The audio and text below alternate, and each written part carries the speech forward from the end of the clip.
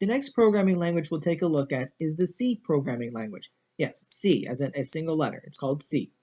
So C was developed in the early 1970s by Dennis Ritchie at AT&T Labs. It was originally designed for systems programming, in particular for writing the operating system Unix. Now, Unix had been developed at Bell Labs a short time before and was originally written primarily in assembly language. Ritchie sought a high-level language in which to rewrite the operating system in order to gain all the advantages of high-level languages, such as the ease of programming, portability, and so forth.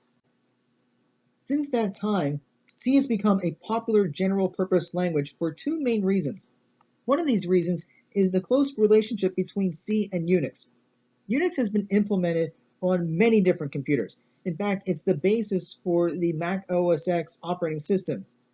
So Unix provides many of the tools that support C programming.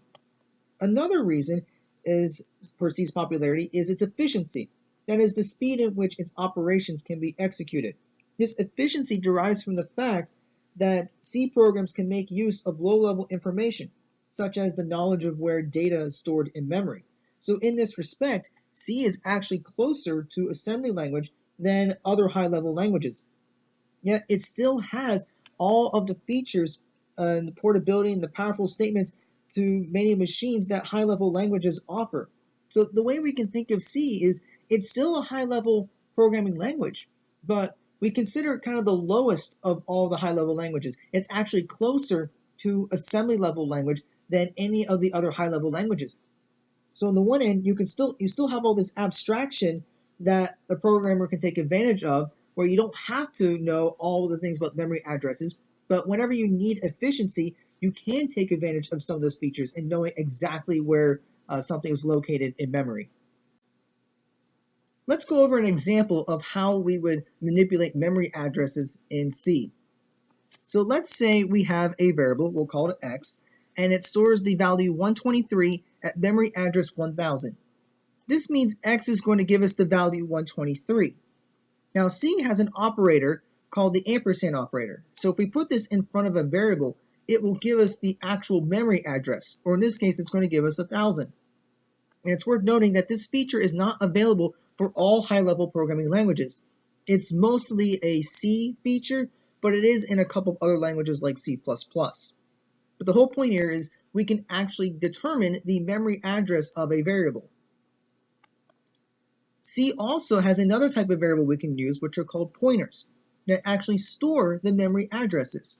So for example, we can say something like int asterisk y equals ampersand x. This means that y is going to be a pointer. It's going to store a memory address where that particular memory cell is allocated for storing an integer variable, or integer value, I should say. And the asterisk here just means that y is going to store a memory address. The ampersand x means that we're going to get the memory address of x, so we're going to store the value of the memory address in y. So what this means here is that y, if I can draw it, here we go, equals 1000. Let's see if I can make this look more like 1000. That's close enough. So y becomes 1000. And what this means is that we can now directly modify the value of x using the pointer. So if we put the asterisk in front of y, we will get the value that's stored at memory address 1000. So in this case, if I put an asterisk and then y, this right now currently equals 123. But if we do something like asterisk y equals 3, that means that we're going to change the value at memory address 1000. Now, it was originally 123, but now this line is saying that we're going to change it to 3. So that also means that x is technically now 3, because by using the pointer, we're indirectly changing the value of our variables. So being able to directly work with memory addresses by using pointers and the ampersand operator are very useful in the C language. Now, it does bring back some of the issues that we saw in assembly language programming, in that the programmer is now responsible for where things are stored exactly in memory. But that's okay, because this is something we want whenever we wanted to try to write system software, such as operating systems, assemblers, compilers, input-output programs, and so forth.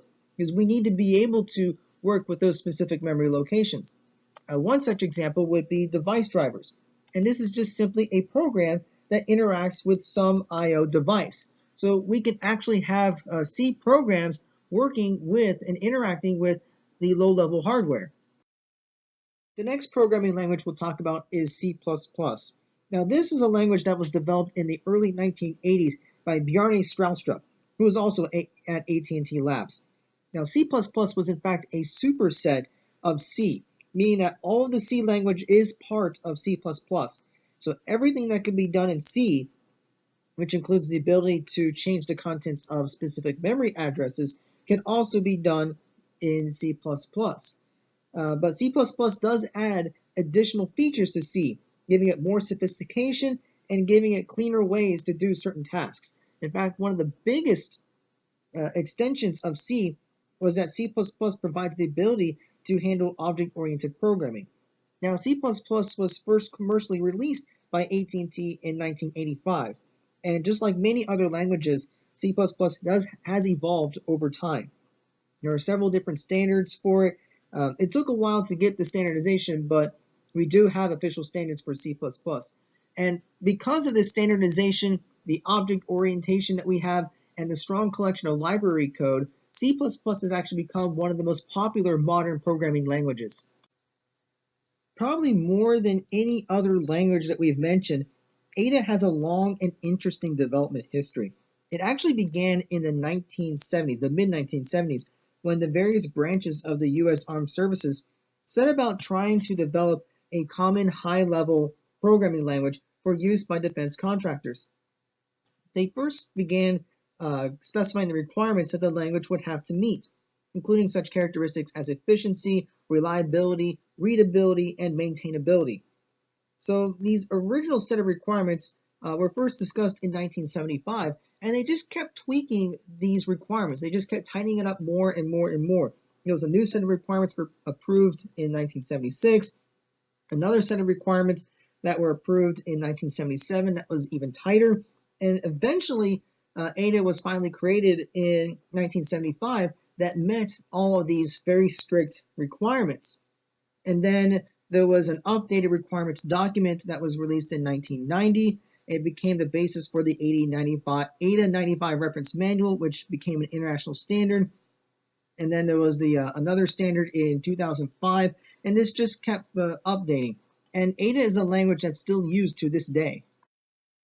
Like C++, Ada is a large language, and it was accepted not only in the defense industry, where its use was mandated by the U.S. Department of Defense, but it was also used for other technological applications as well as general purpose languages as well. So Ada was actually known for its multiprocessing capabilities, so the ability to allow multiple tasks to execute independently and then synchronize and communicate when directed. It was also known as a very strong object-oriented language, and it was also very popular because of its safety and reliability.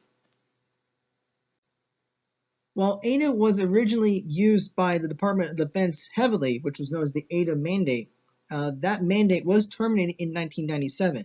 But by then, Ada was still a very well-established programming language, and it supported good software engineering practice, safety, and reliability that we were just mentioning earlier.